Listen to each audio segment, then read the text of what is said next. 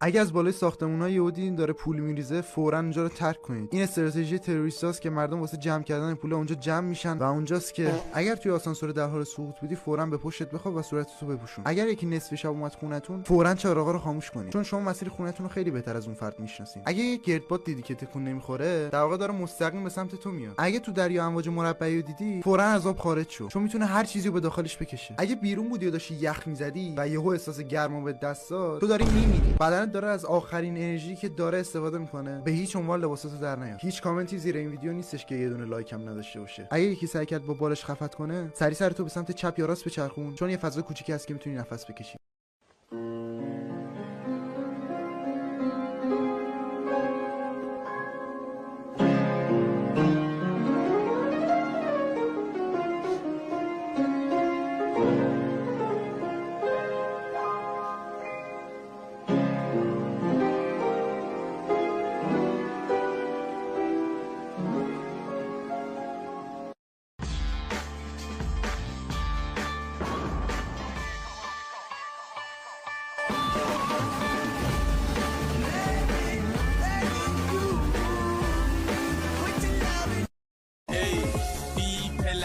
نوکنی پل چیز مثل هرمه سن بچه 2 برابر سنمه